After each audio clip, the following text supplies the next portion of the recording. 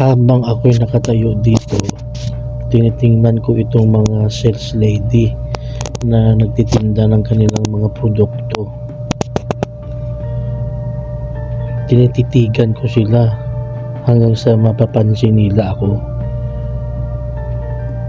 Pero wala sing resulta o walang effect, kaya lumapit na lang ako at itanong ito kahit anong produkto dito na napili ko. At kumaripas ito si Sexy. Wow, ang sexy niya. At kinuha ang produkto na ginturo ko na shampoo. At ito silang dalawa. Sa wakas, nag-entertain sa akin at binigay. At sinalo naman ito, malamang ito ang may-ari ng store na ito.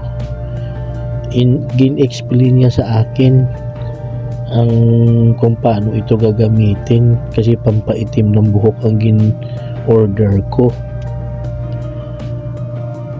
Pero yung isip ko nandun sa dalawang magandang mga nilalang na kung saan kanina yung tinitingnan ko.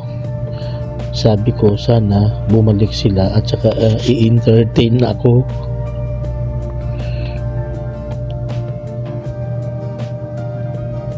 Ang tagal lang paliwanag ni ate, atap na ako.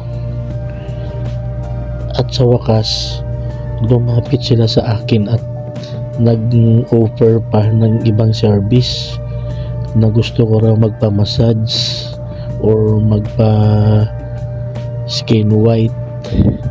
So silang dalawa tinititigan ko lang.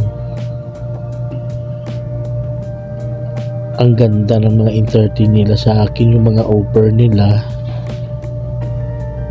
na i-massage daw ako, pero sabi ko, nasaan yung higaan nyo? Kasi nakakahiya dyan maghiga ako, maraming taong dumadaan, tapos i-massage nyo ako, baka makita ako ng mga kilala ko dyan at saka sabihin nila sobra naman ako, wala na ako sing hiya, kakahihiyan dito sa lugar na ito.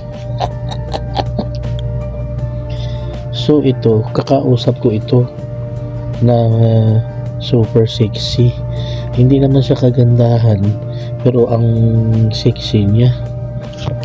Mabilis kasi ako mabigani sa babaeng sexy katulad nito. Pang Coca-Cola body. Kaya sige ang aming istoryang dalawa. Nasabi ko, sana maging girlfriend na kita sa madaling panahon.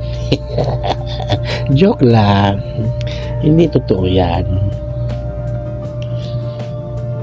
Tuloy-tuloy ang aming pag-uusap hanggang sa binayaran ko na yung produkto na nakuha ko. Pero tinitingnan ko at talaga ang katawan niya, kasi